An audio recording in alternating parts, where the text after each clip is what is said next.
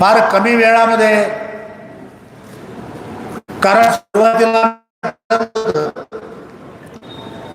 की 2 मोघे साहेबांच्या घरी काही 50 लोकांना एकत्र बोलवावं महाराष्ट्रातल्या, आणि एकत्र बसून आपण ठरवावं की आदिवासीच्या धर्माबद्दल काय निश्चितपणे आपल्याला भूमिका घेता येते याच्याबद्दल चिंतन करावं, आणि नंतर मग एक विशाल आदिवासी धर्मचिंतन परिषद या ठिकाणी बोलवावी, असा विचार आमचा सुरुवातीला होता. त्या संदर्भात व्हॉट्सअपला काही सूचना आपण टाकल्या होत्या 2 तारखेच्या बैठकीच्या, म्हणजे आजच्या. पण दरम्यान आपल्या भारतामध्ये युवकांचं आंदोलन जंतर मंतरवर सुरू झालं, आणि त्या जंतर मंतरच्या आंदोलनामध्ये सोनम वांगचुक हे त्या ठिकाणी उपोषणाला बसले, आणि उपोषणाला बसल्यानंतर साधारण 15-20 दिवस झाले त्यांचं उपोषण कोणी सोडत नाहीये. एक भारतातला शास्त्रज्ञ माणूस, ज्याने अनेक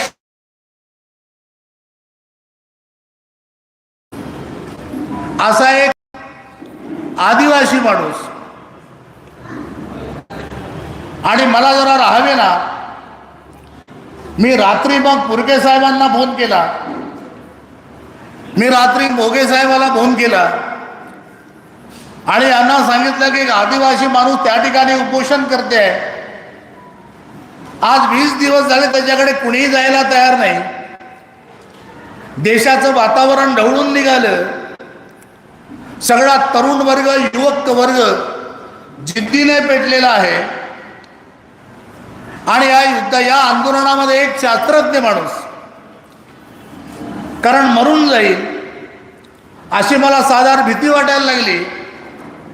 कारण जे आताचं गव्हर्नमेंट आहे प्रचंड असंवेदनशील आहे.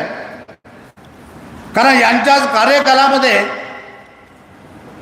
गंगा शुद्धीकरणासाठी एक अग्रवाल बसले होते, ते इंजिनियर होते.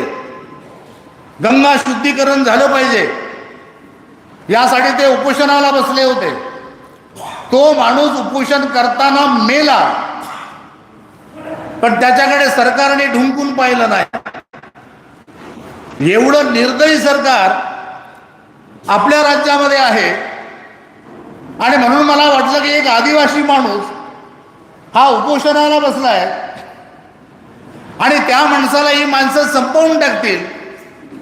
नाहीतरी त्यांना याच्या अगोदर अटक केली होती, कारण त्यांनी मागणी केली होती घटनेतल्या 6वी सूची लडाखमध्ये सुरू करा. हे बऱ्याच लोकांना माहिती नाही. कारण सोनम वांगचुक आदिवासी माणूस होता. जेव्हा भारतातलं 370 कलम हटवलं, त्याच्यापूर्वी लेह लडाखमध्ये ट्रायबल ऑटोनॉमिक काउन्सिल होती. 6व्या सूचीनुसार आदिवासींची परिषद त्या ठिकाणी होती. पण 70 कलम हटवताना त्याने सांगितलं की एकदा पूर्ण झालं की आम्ही पुन्हा तुमची स्वायत्त परिषद पुनर्जीवित करून देऊ. या अटीवरती सोनम वांगचुक तयार झाले, पण 370 हटलं, पण आदिवासींची स्वायत्त परिषद काही पुनर्जीवित झाली नाही. आणि म्हणून सोनम वांगचुकनी ती मागणी केली की तुम्ही आम्हाला सांगितलं होतं की आमच्या आदिवासींची परिषद तुम्ही आम्हाला पुन्हा निर्माण करून द्याल, तुम्ही ते करत नाही आहे. इकडे चीन भारतामध्ये घुसत आहे, आमची जमीन चीन हस्तगत करते, आणि सोनम वांगचुकनी आपलं त्या ठिकाणी आंदोलन सुरू केलं. त्याने मार्च काढणं सुरू केलं. मार्च काढल्याबरोबर त्याला गव्हर्नमेंटने अटक केलं, आणि थंड प्रदेशात राहणारा माणूस राजस्थानच्या गरम प्रदेशातल्या तुरुंगामध्ये त्याला ठेवलं. आणि तिथून तो सुटल्यानंतर सरकारला उत्तरं देता आली नाही कोर्टाला. त्याच्यावर जे जे देशद्रोहाचे गुन्हे दाखल केले होते, एकही गुन्हा सरकारला सिद्ध करता आला नाही. शेवटी कोर्टानं एक तारीख दिली की या तारखेला जर तुम्ही त्याच्यावरती गुन्हा सिद्ध करू शकले नाही तर मग मात्र आम्हाला वेगळा निर्णय घ्यावा लागेल. जेव्हा कोर्टाने त्यांना धमकी दिली गव्हर्नमेंटला, तेव्हा गव्हर्नमेंटने त्यांना बाइज्जत सोडून पुन्हा ते आले आणि या विद्यार्थ्यांच्या आंदोलनामध्ये सक्रिय झाले. आणि म्हणून मला वाटलं की एक आदिवासी माणूस या अशा पद्धतीनं जाऊ नये, म्हणून मी मोगे साहेब आणि पुरके साहेबांना त्या रात्री फोन केला आणि या मग रात्री सक्रिय झाले यात्री आणि बऱ्याच लोकांना वरच्या लेवलला फोन केले. आणि फोन केल्यानंतर राहुल गांधींनी आपला एक प्रतिनिधी त्यांच्याकडे पाठवला, सोनम वांगचुककडे. तेव्हा बऱ्याच लोकांना हा आदिवासी माणूस आहे हे माहीतच नव्हतं. आणि पुढे 26 दिवसानंतर त्या माणसांचं उपोषण सुटलं. आणि मग असं एक देशामध्ये वातावरण तयार झालं. मग मोगे साहेब असं म्हटले की या वातावरण तयार आहे, या वातावरणाला आपण जरा आपल्या पद्धतीनं आदिवासींमध्ये जरा ढवळून निघायला पाहिजे. म्हणून आपण ते 9 ऑगस्टची मीटिंग घेण्यापेक्षा, आपण आपल्या 2 ऑगस्टची आजची मीटिंग घेण्यापेक्षा आपण एक चिंतन परिषदच घेऊया. म्हणून ती बैठक जी होती ती आजच्या चिंतन परिषदेमध्ये बदलली. आणि आज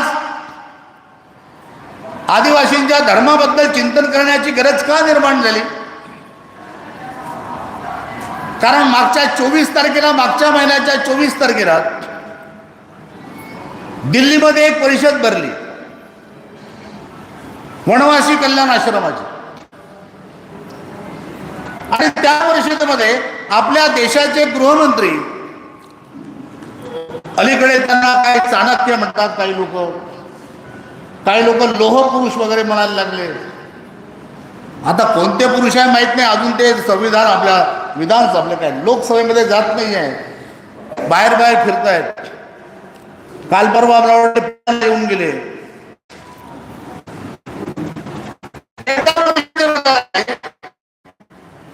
वनवासी कल्याण आश्रमाच्या, आणि त्या ठिकाणी येऊन त्यांनी आदिवासींचा उल्लेख छानपैकी केला.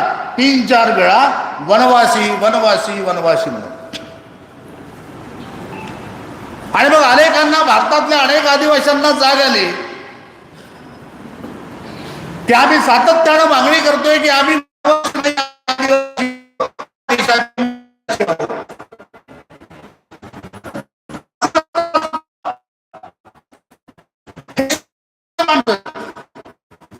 आम्हाला सातत्यानं वनवासी वनवासी म्हणतायत. अनेक लोकांनी पुतळे जाळले, आलेली आहे की 2021 ची जनगणना ते आता 27 मध्ये होत आहे. आणि या जनगणनेमध्ये काही लोकांनी असा चंग बांधला की म्हणे त्यांचे कार्यकर्ते आदिवासीच्या घरोघरी जाणार आहेत आणि गेल्यानंतर सांगणार आहे की तुम्हाला त्या हिंदूच्या कॉलम मध्येच तुमची नोंद करायची आहे. विशेषतः RSSची मंडळी, मोहन भागवतांनी अशी घोषणा केली 2-3 ठिकाणी त्या आदिवासींना हिंदूच लिहिलं पाहिजे. अशा पद्धतीचे त्याचे कन्व्हिन्सिंग करणार, नाहीतर जबरदस्ती करणार त्यांचे कार्यकर्ते. आदिवासींच्या घराघरात जाऊन ते सांगणार. आणि मला शंका आहे की आपल्यापेक्षा निश्चितच त्यांचे कार्यकर्ते जास्त आहे, सक्षम आहे. आणि ती माणसं घराघरात जातील, आदिवासींना सांगतील बाबा रे, याच्यापूर्वी सांगत नव्हते, आपोआपच लिहून टाकत होते. आमची नोंद आपोआपच झाली हिंदू, आम्ही सांगितलं नाही कधी. पण आता जेव्हा आदिवासी माणसं आपल्या धर्माचा शोध घ्यायला लागली धर्माबद्दल चिंतन करायला लागली तेव्हा ते अधिक जागे झाले. त्यांना वाटलं काल परवापर्यंत ही माणसं काहीच बोलत नव्हती आणि आता एकदम धर्माबद्दल बोलायला लागली, काहीतरी घटित घडते आहे. ती आपल्यापेक्षा सजग झाली, जागरूक झाली, त्यांची मोहीम सुरू झाली. असं असताना ते म्हणतात की आम्हाला हिंदू लिहा. आणि काल परवा मोहन भागवतचं एक स्टेटमेंट आलं, आता तेही सांगायला लागले की हिंदू शब्द भारतीय नाही, हा हिंदू बाहेरचा शब्द आहे, पारशी लोकांनी आम्हाला दिलेला शब्द आहे आणि तोही सन्मानजनक नाही, तोही अपमानजनक आहे. ही न दू, जे हीन लोक आहेत, जे चोर लोक आहेत, या अर्थानं तो हिंदू शब्द आला. आता भागवतही म्हणायला लागले आणि तो जो चोर शब्द आहे तुम्ही म्हणता की तो आमच्या भारतातला नाही, मग तो आम्हाला लिहिण्याची सक्ती का करतो बाबा? तो शब्दच आमचा नाही म्हणता भारतातला, मग आम्ही कशाला लिहायचं? तुम्ही लिहा ना. तुम्हाला तो लिहावा असा वाटत नाही, तुमची वेगळी जनगणना करता ब्राह्मण म्हणून, सनातन म्हणून, आणि आम्हाला हिंदू म्हणून का त्यामध्ये गोवता बाबा? आणि मग अशा वेळी आम्हाला विचार करावा लागतो, जर आमचा एवढा मोठा आदिवासी समाज आहे, 2011च्या सेन्ससनुसार आम्ही भारतामध्ये 10,43,00,000 सेन्ससनुसार, आता तर खूप वाढला. भारतामध्ये 10,43,00,000 2011च्या सेन्ससनुसार एवढा मोठा समाज, एवढा मोठा समाज हा मागणी करतोय की मला धर्माची गरज आहे, मला धर्माच्या नावानं एकत्र लोकांना बांधायचं आहे. अलीकडे आम्ही बघतोय की धर्माच्या नावानं माणसं एकत्र येत आहेत. तो धर्मांधता होत आहे ती वेगळी गोष्ट, धर्माचा उन्माद होत आहे तो वेगळी गोष्ट, पण धर्माच्या नावानं माणसं एकत्र येतात हे सूत्र आम्ही बघितलं. आणि मग आदिवासी समुदाय हा जर 734 जमातीमध्ये आहे भारतामध्ये, या 734 जमाती कधी एकत्र येतील? त्याला एकत्र आणण्याचं सूत्र काय? यांना एकत्र आणण्याचं सूत्र आता धर्म नावाची गोष्ट आहे. कारण जमाती एकत्र येत नाही, प्रत्येक जमात आपापलं कडवं घेऊन पुढं जातोय. आणि म्हणून जर धर्माच्या नावानं सर्व एकत्र येत असतील, दुसरं आमच्याकडे साधन नाही आहे, म्हणून आम्ही आदिवासी धर्म हा शब्द आम्ही निवडला. सर्वांना चालेल या पद्धतीचा शब्द. काही लोक सरना धर्म म्हणतायत, काही लोक संताल धर्म म्हणतायत, काही लोक आप धर्म म्हणतायत, काही लोक गोंडी धर्म म्हणतायत. वेगवेगळ्या प्रकारचं पुन्हा ते बिघड. आता जे पुरके साहेब बोलले त्या पुन्हा जर धर्माच्याही नावानं आमचं विघटनच होणार असेल तर मग धर्माची गरज काय? मी असं म्हणतो की धर्माच्या नावानं आता विघटन, जमातीच्या नावाने विघटन झालंच आहे. जमातीच्या नावानं विघटन झालंय. कमीत कमी एकत्र येण्याकरता एक धर्माची गरज आहे, पुन्हा धर्माच्या नावानं विघटन होण्याची गरज नाही. आणि म्हणून सर्वांना चालेल, भारतभरातल्या 734 जमातींना चालेल असा एक शब्द आहे जो सर्वांना परिचित आहे, सर्वांना आपला असा वाटतो. तो शब्द म्हणजे आदिवासी शब्द. आणि मग आम्हाला वाटलं की आदिवासी धर्म का नसावा? जर सर्वांना चालत असेल तर मग आदिवासी धर्म शब्द प्रयोग आपण का करू नये पूर्ण भारतामध्ये? आणि या दृष्टिकोनातून चिंतन परिषद आपण या ठिकाणी घेतलेली आहे. मित्र, आता आपण धर्माची गोष्ट करायला लागलो. आपल्यातलेच काही लोक असं म्हणायला लागले, पुरके सर, की आदिवासी धर्मपूर्व समाज आहे. एक युक्तिवाद. दुसरा युक्तिवाद, आदिवासीला संस्कृती आहे, संस्कृतीच ठेवली पाहिजे. दुसरा युक्तिवाद. काही लोक म्हणतात की आदिवासींना डिलिस्टिंग केलं पाहिजे. तिसरा युक्तिवाद. असे वेगवेगळे युक्तिवाद सुरू आहेत. खरं म्हणजे धर्मपूर्व समाज म्हणजे काय हो? आजचे विज्ञान जे आपल्याला सांगते आहे ते विज्ञान हे सांगते आजचा जो माणूस आहे, आम्ही आजच्या माणसाला काय म्हणतो विज्ञानामध्ये? होमोसेपियन. म्हणजे होमो इरेक्ट झाला, नंतर तो होमोसेपियन म्हणजे शहाणा. आजचा जो माणूस आहे होमोसेपियन सेपियन आहे. आणि याचं वर्ष काय? याचे पूर्वज. याचं वर्ष काय आहे पूर्वजाचे? अनेक वैज्ञानिकांनी सांगितलं की आजचा जो माणूस आहे याचा पूर्वज जो आहे आजच्या संदर्भातला, आज जो उभा झाला होमो इरेक्ट झाला, हा 10 लाख वर्षापूर्वीचा आहे. 10 लाख वर्षापासून आपण या पद्धतीनं पुढे पुढे जगत आलेलो आहे. 10 लाख वर्षापूर्वी आपली अवस्था फार वेगळी होती पुन्हा. आणि धर्मचिंतन कधी निर्माण झालं? म्हणजे मोहिंजोदारो हरप्पाचं उत्खननापासून आपण जरी विचार केला तरी तो इसवी सन पूर्व 3000च्या पलीकडे जात नाही. इसवी पूर्व 3000, त्याच्या पलीकडे धर्माची उत्पत्ती नाही मुळात. आता जर इसवी सन पूर्व 3000 याच्या पूर्वी धर्माची उत्पत्ती नाही, कारण भगवान बुद्ध इसवी सन पूर्व 563 झाले. त्याच्या 100 वर्षापूर्वी आपले महावीर झाले. त्याच्यानंतर धर्माची काही परिस्थिती नव्हती. म्हणजे इसवी सन पूर्व किती आपण मागे मागे गेलो तर 3000च्या पुढे जात नाही. मग जर आपलं वर्ष 10 लाख वर्षाचं असेल तर आपण 3000 त्यातले वगळले, बाकीचे उरले आहे 9,97,000 वर्ष. हा धर्मपूर्व समाज होता, सगळा समाज होता, धर्मच नव्हता तेव्हा. सगळीच माणसं याच पद्धतीने जगत होती. त्यातले काही विकसित झाली, काही अविकसित राहिली, एवढाच तो फरक आहे. धर्म हा फार अलीकडे निर्माण झाला. धर्म प्राचीन वगैरे या गोष्टीमध्ये फार पडायची गरज नाही आहे.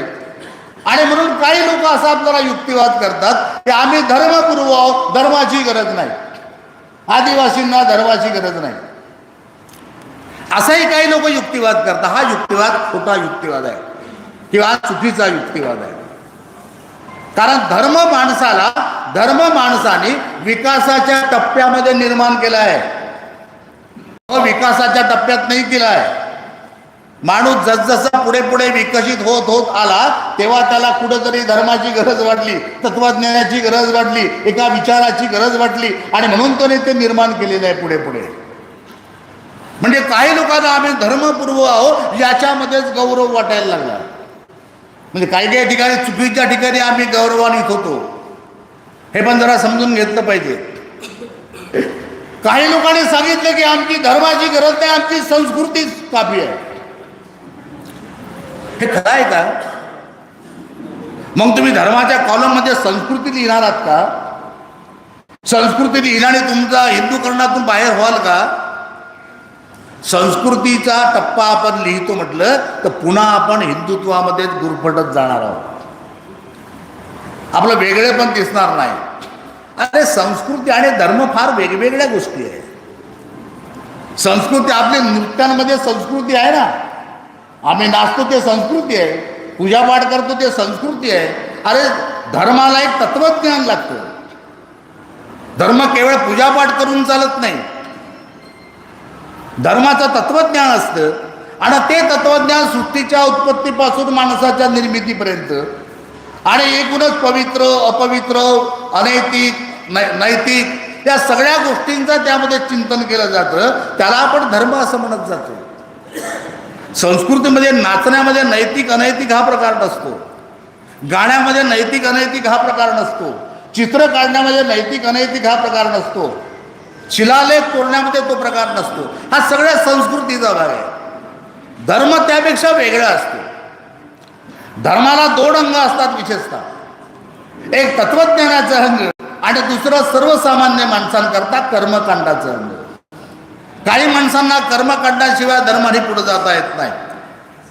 आणि म्हणून या सगळ्या गोष्टींचा जर विचार केला आपण तर आपल्याला धर्माची गरज आहे. संस्कृतीची तर आहे, संस्कृती कुठं जाणार नाही आपली, पण त्याच्यातून धर्म कसा निर्माण होईल, ज्या पद्धतीनं आता पुरके साहेब म्हणाले, तो धर्म आपल्याला निर्माण करण्याची संधी आज अशा काळात उपलब्ध झाली.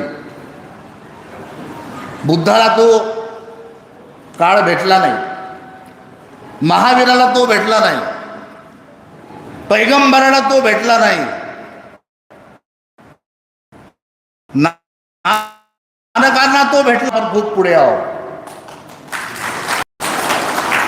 वैज्ञानिक जाणीवा एवढ्या प्रगल्भ झालेल्या आहेत, वैज्ञानिक शोध एवढे प्रचंड लागलेले आहेत, अगदी अंतराळापासून की मनातल्या भावनांचं विश्लेषण करणारं तंत्रज्ञान आज आपल्याकडे उपलब्ध आहे. या सगळ्या विज्ञानाचा उपयोग करून आपल्याला सुंदरपणे वैज्ञानिक कसोटींमध्ये या पद्धतीच्या धर्माची निर्मिती करण्याची संधी या निमित्तानं आपल्याला लाभलेली आहे मित्र. आणि जसं पुरगे साहेब म्हणाले की एवढी चांगली संधी जर आपल्याला मिळाली असेल तर जगातला सर्वोत्तम धर्म जर कोणता व्हावा तर तो आदिवासी धर्म. आतापर्यंत म्हणजे आज एक छान पुस्तक लिहिलं डॉक्टर, सर्वोत्तम भूमिपुत्र सिद्धार्थ गौतम बुद्ध. आतापर्यंत सर्व माणसांमध्ये उत्तम माणूस कोण असेल ते सिद्धार्थ गौतम. हे पुस्तक त्याने लिहिलं. कदाचित लोकांना हेही द्यायला भाग पाडावा आपण की सर्वोत्तम धर्म कोणता असेल तर तो आदिवासी धर्म असेल. आणि म्हणून मला असं वाटायला लागलं की आपल्यावर प्रचंड दबाव येतील. मला माहित आहे गावागावात दबाव येतील, वेगवेगळे हत्यार हिंसाचार करण्याची प्रवृत्ती निर्माण करतील, काही लोकांना बहिकवण्याचे प्रयत्न करतील. कारण अशी यंत्रणा आपल्या देशामध्ये आहे मोठ्या प्रमाणामध्ये. आणि अशा यंत्रणेला धडक देत देत यांच्याशी संघर्ष करत करत आपल्याला आपल्या अस्तित्व निर्माण करायचं आहे. कोड आपल्याला मिळणार नाही, तुम्ही कितीही मागणी करा, आज कोड आपल्याला हे सरकार देणार नाही, हे पक्क लक्षात ठेवा. कोडच्या भानगडीत पडायचं नाही. आता आपल्याला ठरवायचं आहे की जे 7वा कॉलम आहे, इतर कॉलम, त्या कॉलम मध्ये प्रत्येकाने आदिवासींनी त्यामध्ये आदिवासी धर्माची नोंद करायची. गणकाला सांगितलंय समोरचा माणूस जे सांगेल तेच तुम्हाला नोंदायचं आहे, तरच तो माणूस तिथं सही करणार आहे. हे जर आपण केलं, आणि जनगणनेचा एक नियम आहे की 2-4 राज्यामध्ये जर एका धर्माचे 1 लाखाच्या वर लोक जरी निघाले तरी त्यांना कोड द्यावा लागतो. आणि आपल्याला कोड तो नक्कीच मिळणार. केव्हा?